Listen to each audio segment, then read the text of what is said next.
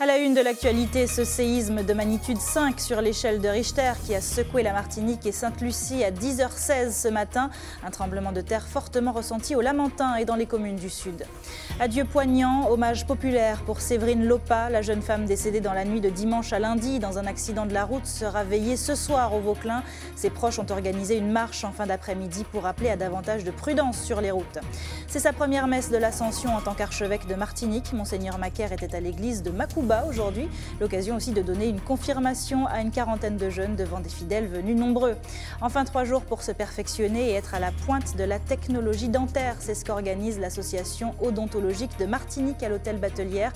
Des dentistes de renommée internationale viennent y faire des démonstrations à nos professionnels de Martinique. On en parlera avec notre invité, vous le voyez, président de cette association, le docteur Éric Saint-Zéby. Bonsoir à tous, très heureuse de vous accompagner pour cette heure d'information. On démarre tout de suite avec ce séisme qui vous a peut-être surpris à 10h16 ce matin. Une secousse modérée de magnitude 5 sur l'échelle de Richter.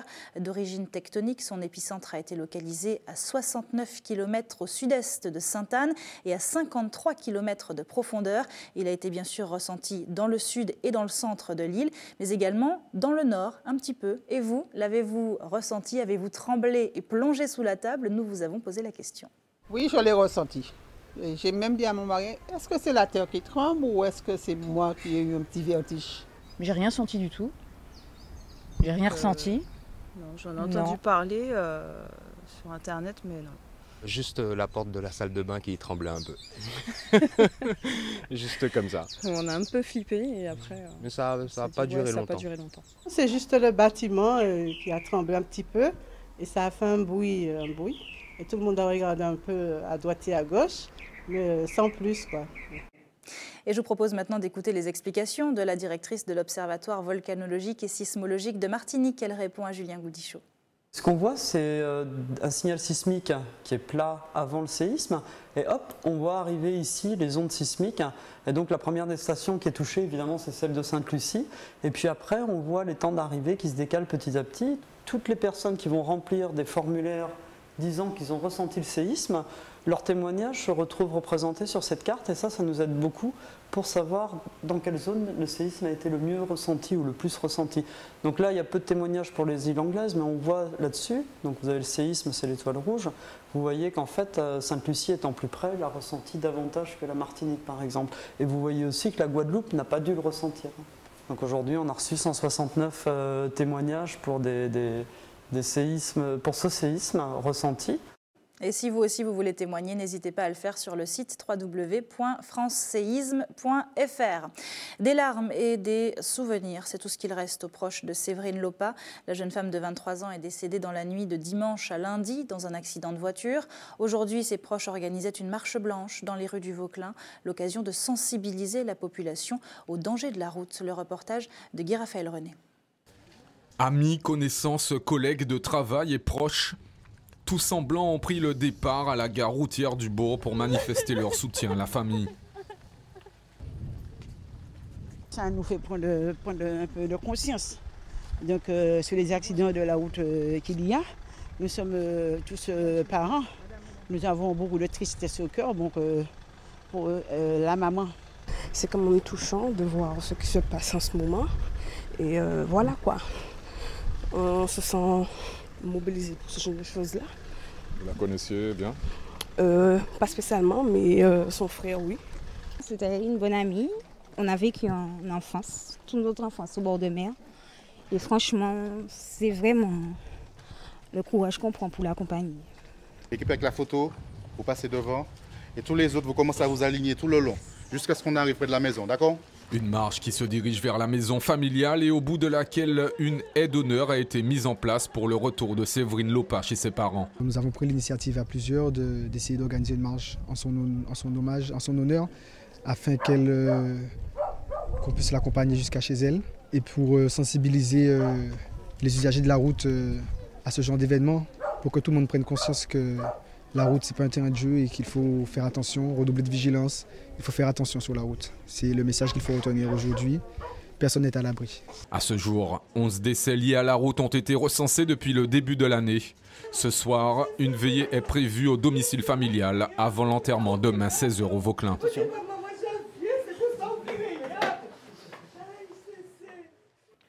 Et de son côté, l'autre jeune impliqué dans l'accident a quitté l'hôpital lundi matin. Il souffre d'une importante fracture au bras droit. Très choqué par la mort de Séverine Lopa, il devrait être auditionné dans les jours à venir.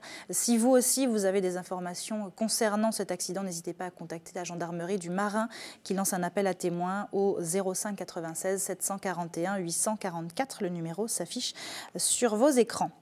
À Fort-de-France, ce matin, il y avait journée porte ouverte au foyer de l'Espérance, un rendez-vous annuel qui permet à chacun de mieux connaître cette institution. Aujourd'hui, les équipes éducatives en ont profité pour présenter leur nouvelle filière d'apprentissage, froid et climatisation, un atelier ouvert exceptionnellement aux filles cette fois-ci. Céline Chalonneau. À 15 ans, Jason a trouvé sa voie. Il sera frigoriste. Oui, c'est important, je ne vais pas être dans la rue.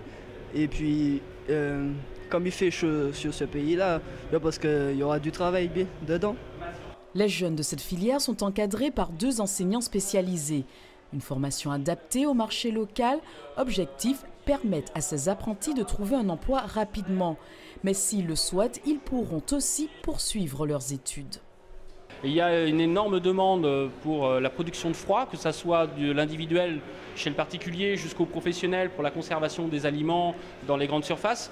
Donc ce sont des jeunes qui, à l'issue de leur CAP, trouveront du travail sans problème. La plupart du temps, même les professionnels viennent les chercher à la sortie du CAP lorsqu'ils les prennent en stage. Actuellement en Martinique, le foyer de l'Espérance est le seul établissement à proposer ce CAP. Surtout, on apporte notre approche pédagogique personnalisée. On a des petits effectifs d'une douzaine d'élèves en général et on essaye d'avoir un suivi individualisé de chacun. Pour le moment, ils sont 6 inscrits en première année. L'ouverture officielle du cursus se fera à la prochaine rentrée. La nouvelle promotion sera également accessible aux filles. Le chiffre du jour, en bref, 465 000 €. C'est le montant estimé de l'arnaque montée par une ancienne chargée de clientèle et responsable d'agence du Crédit Agricole en Martinique. Pendant plusieurs années, elle aurait fait transiter l'argent de ses clients du Saint-Esprit et du Lorrain sur son propre compte en banque. 19 personnes auraient été victimes de cette escroquerie. Après avoir été dénoncée, elle avait disparu de la circulation pendant 2 ans. La police l'a finalement retrouvée mardi à Lannion, en Bretagne, où elle travaillait dans une autre banque. Elle a reconnu une partie de l'escroquerie, à savoir 268 000 € détournés et 16 victimes. Et puis toujours en bref, notez que l'animateur et producteur guadeloupéen Claude Issiard a mis un terme à sa grève de la faim après 9 jours. Il a quitté les locaux de Tropic FM hier dans un état de santé inquiétant. De nombreux artistes s'étaient mobilisés pour le soutenir dans son combat contre son associé Stéphane Mouangué. Parmi eux, Admiralty, Passy ou encore le rappeur Kerry James. Le CSA a promis d'intervenir en tant que médiateur dans ce conflit Tropic FM. Une rencontre est prévue le 19 mai prochain.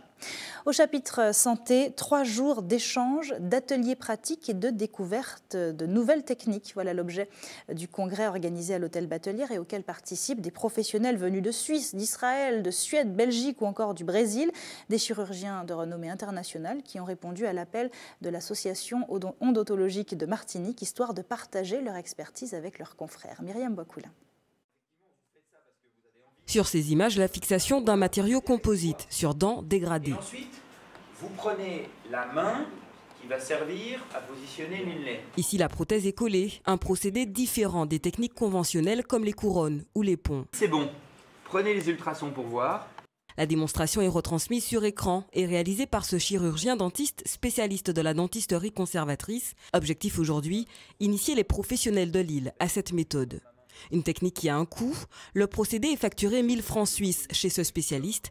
Comptez donc environ la même somme en euros, sans l'option du remboursement de la sécurité sociale. La sécurité sociale française ne prend pas du tout en compte ces traitements. Il me semble qu'ils prennent soit les traitements simples pour les petits trous dans les dents, soit les recouvrements complets de dents que l'on appelle les couronnes. Cette technique qui est un peu entre les deux et qui préserve la biologie, j'ai cru comprendre de la part de mes collègues français qu'elle ne faisait pas partie du système de soins, ce qui crée toute la difficulté et la rareté de cette technique. Une technique rare qui fait mouche. Dans l'assistance, certains envisagent déjà d'utiliser cette méthode dans leur cabinet. Certainement que ça m'embêtera moins, que j'aurai peut-être moins de complications pendant les actes aussi, pendant le collage, pendant différentes phases du procédé. Ça pourra enlever du stress et avoir peut-être des meilleurs résultats de sensibilité et pour le patient et sur du long terme être tranquille plus longtemps, quoi. Plusieurs conférences sont encore prévues pour ce premier congrès international de chirurgie dentaire, ouvert jusqu'à demain, 19h. Et en attendant, c'est avec nous qu'il est le président de l'association odontologique de Martinique. Bonsoir, docteur Éric Saint-Zéby.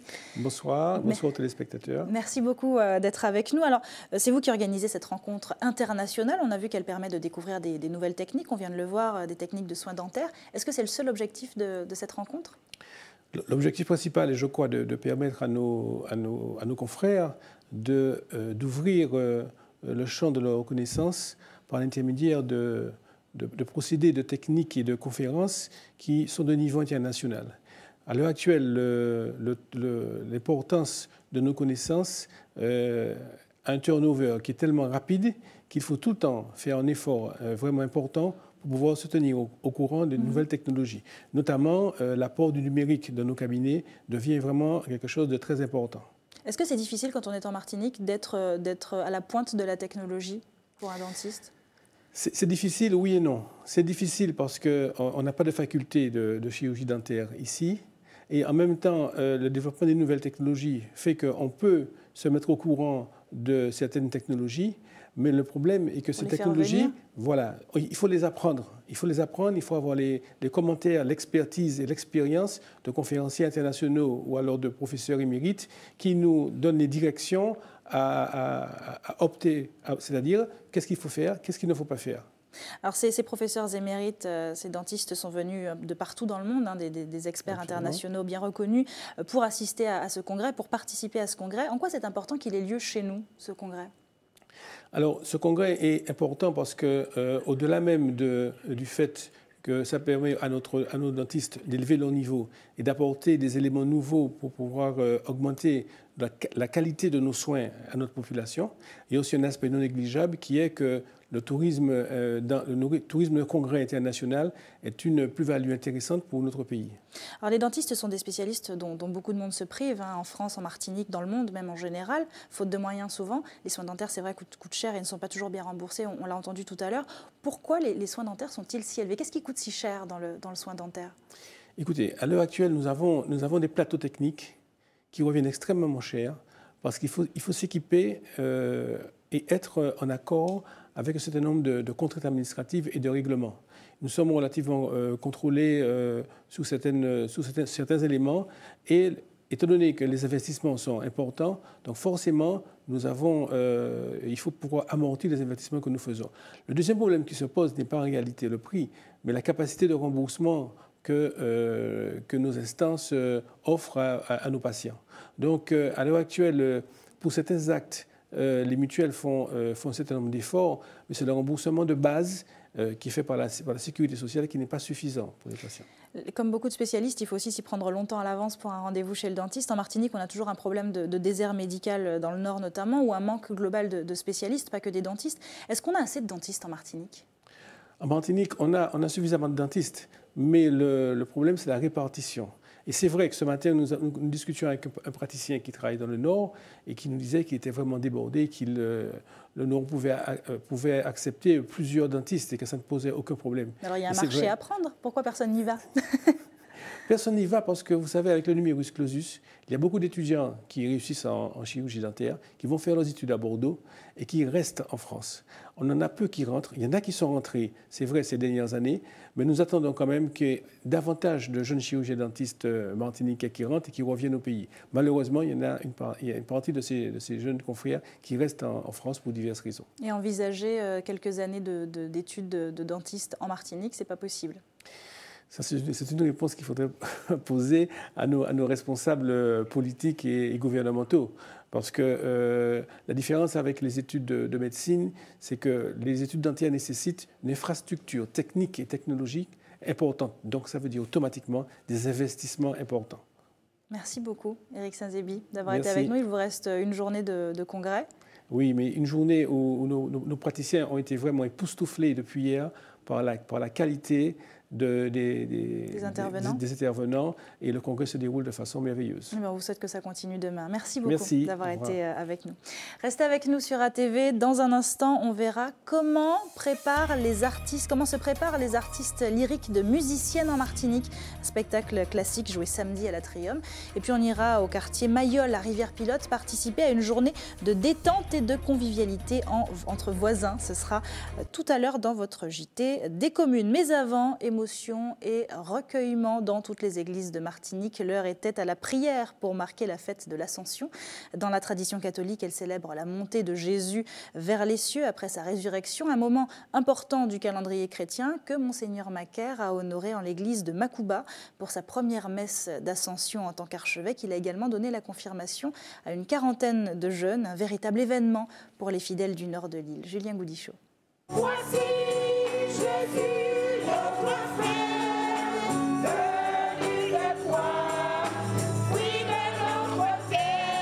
Beaucoup de monde aujourd'hui à l'église de Makouba. La venue de Monseigneur Macaire a rassemblé près d'une centaine de fidèles venus l'accueillir. Difficile d'assister à la messe aux premières loges, alors certains ont dû improviser. Depuis l'extérieur, puisqu'il n'y a pas de place. C'est un événement, ça me met du bon au cœur. Je suis venu souhaiter la bienvenue, je suis venu assister tout. Malheureusement, il y a tellement de monde. Il n'y a plus de place, mais de la fenêtre, on essaie de suivre. C'est dans cette petite église dominicaine que David Macaire a choisi de célébrer sa première messe de l'Ascension en tant qu'archevêque. L'occasion aussi de donner le sacrement de confirmation à une quarantaine de jeunes des paroisses du Nord. Après les célébrations, Monseigneur Macaire s'offre en bain de foule comme il les affectionne. On a aussi besoin d'une rencontre, d'un contact physique qui est aussi spontané. Voilà. On est vraiment très heureux de le recevoir ici en cette commune, donc il représente vraiment toute la Martinique. Et on est heureux aussi doublement, puisque nos enfants reçoivent aujourd'hui le sacrement de confirmation. Ça, c'est spécial de voir Monseigneur au Makouba, puisque bon, voilà, c'est quand même une petite commune. C'est toujours un grand plaisir, moi qui suis du Grand Nord, ça fait du bien de voir qu'on n'est pas délaissé. Pour ces croyants, l'arrivée de l'évêque sonne comme un renouveau. Monseigneur Macaire fait l'unanimité, toutes générations confondues. Un évêque jeune avec un langage nouveau, ça fait du bien. Il est jeune alors voilà. Ça fait chaud au cœur aussi, hein. Il est beau, hein. Très bien. Il est quand même assez rigolo, assez drôle. Comme dit ma fille, il est assez G. Un nouveau style cool que David Macaire assume pleinement. Beaucoup de gens me disent ne changez pas, à l'intérieur comme à l'extérieur. En même temps, voilà, je suis cool dans... J'espère. Voilà, ça y est, vous m'avez gêné. Ici à Makouba, c'est sans doute un jeudi de l'Ascension qui restera dans les annales.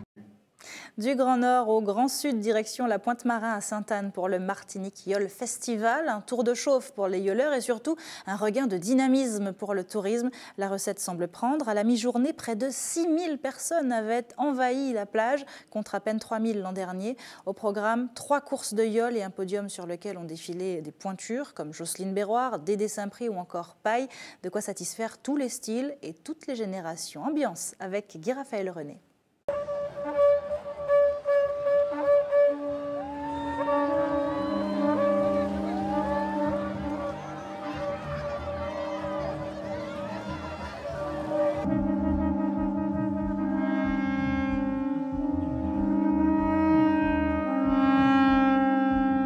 La yole pour moi ça fait partie de ma culture en fait, parce que depuis des années je suis le tour, je suis quelques courses et je trouve ça magnifique. Pays magnifique, mes amis yola, magnifique.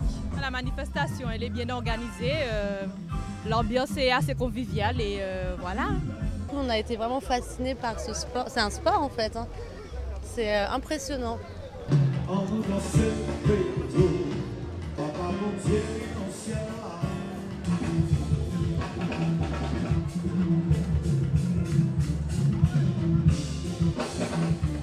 Nous avons les touristes qui sont là, puis la yole c'est quand même national, ou même international. Donc pourquoi pas pouvoir exposer ses créations, se faire valoir et vendre.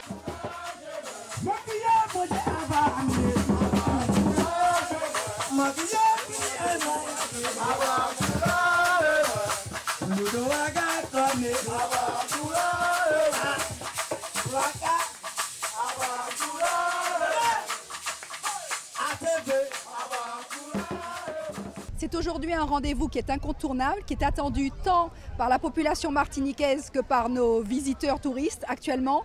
Et on veut que ce soit un moment de partage, de convivialité, les gens viennent en famille. Et l'objectif pour nous est de créer de l'événementiel à la Martinique pour prolonger la haute saison.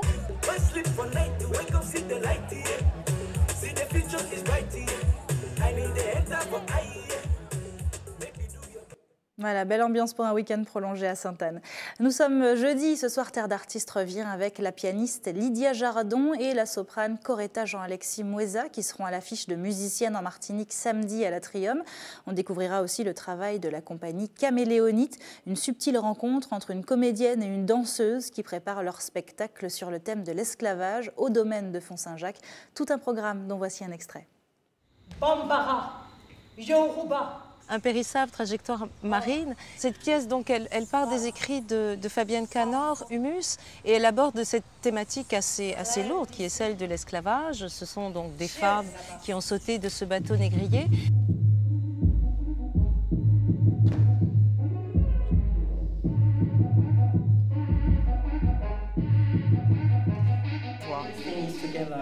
C'est là que leur rentre la musique. Ouais. Ça marche.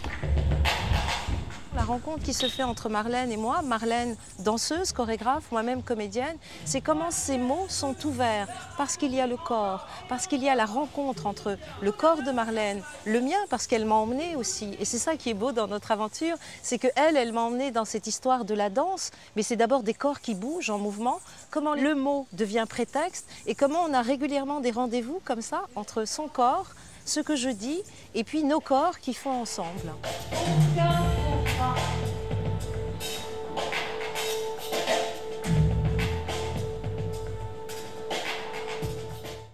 Voilà, Terre d'Artistes, c'est à 20h sur ATV, juste après la tranche info. Et je vous le disais, samedi, l'Atrium sera à l'heure de la musique classique et fêtera les femmes avec Musiciennes en Martinique.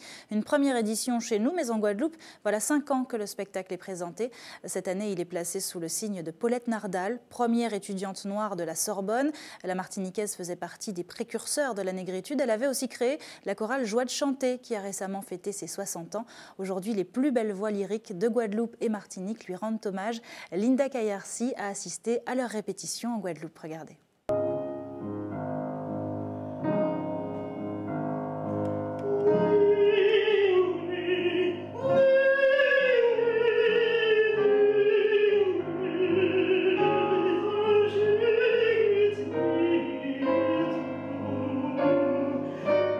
Une voix de Castra, une virtuose du piano et déjà un premier voyage lyrique de l'Espagne à la Caraïbe. Un avant-goût du premier festival Musiciennes en Martinique. Je vais trouver tous les instruments caractéristiques martiniquais qui dialogueront avec les 4 saisons de Vivaldi, des œuvres... alors, il y a quelques jours en Guadeloupe, c'était les musiciennes ont dialogué sur un quatuor du Chevalier de Saint-Georges. Il y avait du cas et du xylophone, c'était absolument extraordinaire. C'est ça que je veux faire, mais en Martinique.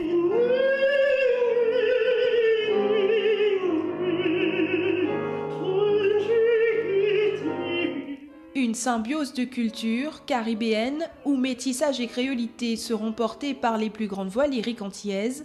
Parmi elles, un homme, le sopraniste martiniquais Fabrice Di Falco.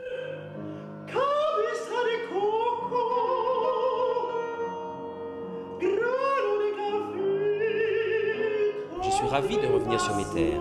C'est le public martiniquais qui m'a créé.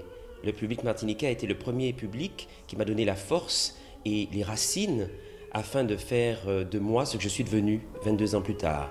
Si le public martiniquais n'existait pas, Fabrice Di Falco n'existerait pas. Je suis ravi que je revienne sur mes terres avec ma mère, car c'est, si vous voulez, une harmonie totale de pouvoir chanter sur la mer qui m'a créé. Un retour au pays natal aux côtés de pianistes et de sopranos dotés d'un talent et d'une générosité sans fin. La musicienne en Martinique dont on parlera ce soir dans Terre d'Artistes à 20h. C'est l'heure de notre coup d'œil quotidien sur vos quartiers. Tout de suite, le JT des communes.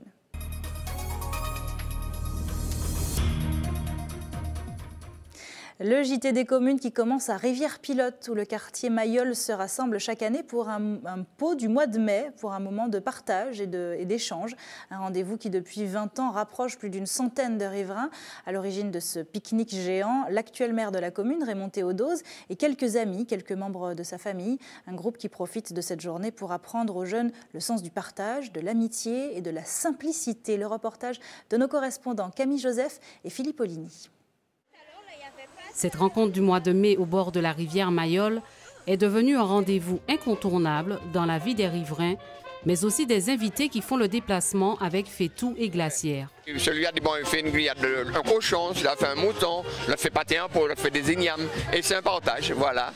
Il n'y a que du bio, du chou de Chine bio, du bokoji bio, et puis de la moui, on va faire ça avec du cabri, avec un petit pâté pour en entrée. La foule qu'il y a là, on essaie de contacter tout le monde. Une journée initiée depuis de nombreuses années par Raymond Théodose et qui débute en réalité dès la veille. Ils ont nettoyé, ils ont préparé, mais c'est pas la commune. Hein. Je n'étais pas maire que je vous dis, il y a un an que je suis maire, donc il n'y a rien de la municipalité ici. C'est simplement une journée conviviale. Cette rencontre, qui se veut aussi intergénérationnelle, est l'occasion pour les plus jeunes de s'égayer dans la rivière et de découvrir la vie d'antan. Des nasses dans la rivière. On avait aussi des câlins, donc les câlins c'est des sacs qu'on prenait. Il y a surtout un aspect pédagogique de tout ça. J'ai des amis qui ont dormi ici. On ne sait pas, nous sommes sur une île où à tout moment il peut y avoir un danger. Donc il y a des jeunes et des vieux qui ont dormi ici. Pour ne pas être en reste, les musiciens de la commune se sont aussi mis ensemble pour faire danser tout le monde. L'ambiance familiale, conviviale. C'est un partage, c'est l'ambiance, la convivialité. Et chaque année, je viens. Très bien ici. Une initiative qui se bonifie avec les années et qui n'est pas près de s'arrêter.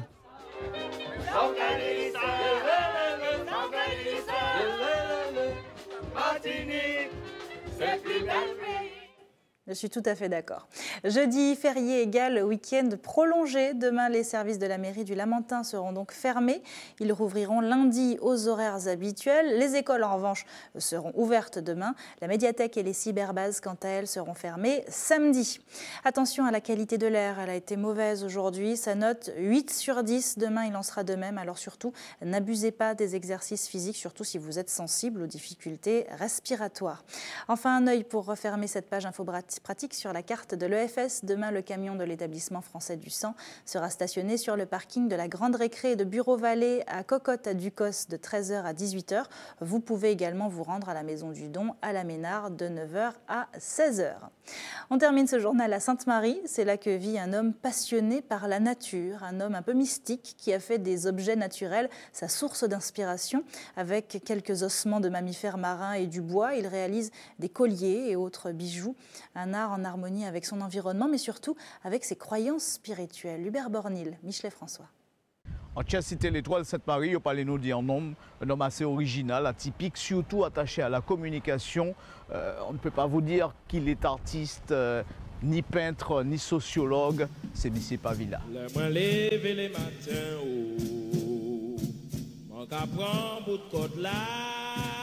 À vrai dire, on a un peu de mal à s'arrêter devant ce coin de verdure en pleine cité. Une impression bizarre vous parcourt le corps et cette question obsédante, qui occupe un tel espace? Ici, il y a une implantation, c'est en raison sociale. Ça permet nous qui nous ici entrer en communication. Même les gens passent là, ils disent waouh, monsieur Pavilla, tes basiliques sont beaux, ça sent bon. Regardez, ils ont des sens qu'ils ont travaillé. Olfactif là et vu là. Intrigue, curiosité à la vue de tous ces objets suspendus et pour mieux installer le suspense, un jardin de remèdes rasiers. Ça fait moun. Le ouais. Yo te ka préparer marchandises yo ou trio pour te aller vendre. Le cadeau, moi besoin de signer contrat Alors, quand on pense ça, pour ne pas monter l'argent, on peut mettre ça en mode glacial, on peut mettre ça en léman, en coslaï, avec un petit ciseau. Nous pas fait pour le luxe, pas même pour le calice, nous n'y doit être admis d'après ça, moi, quand Nous disons cachalot, là, ouais. Ok. Là, si vous salez, de certaine manière, aucun de qui ça va représenter. Oui, c'est en masse. Ah, tu fais Belgique, vraiment. En masse.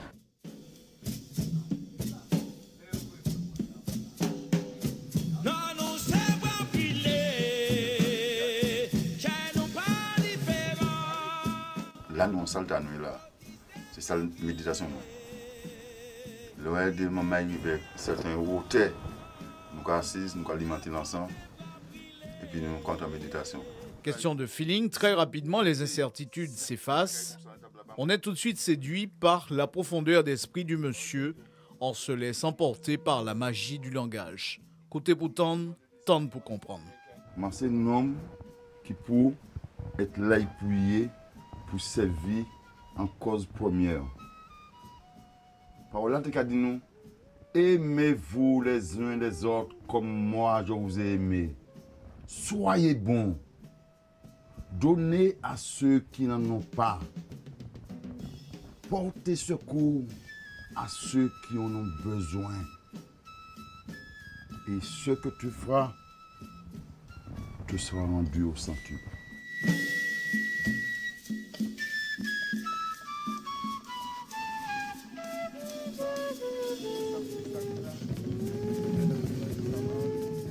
Papa, merci votre chai. Jour ou jour, c'est jour ou mort. Ça c'est bel passage. Et puis monsieur Pavila, on nomme, moi dis autres carité à terre, cité étoile Sainte-Marie, faut que venir ouais. 6 autres clés. Voilà, Hubert Bornil a l'art de faire de belles rencontres. C'est la fin de votre édition locale et communale. Merci à tous de l'avoir suivi. Ne bougez pas dans un instant, on reste tout près de vous avec Antche Pays. À tout de suite.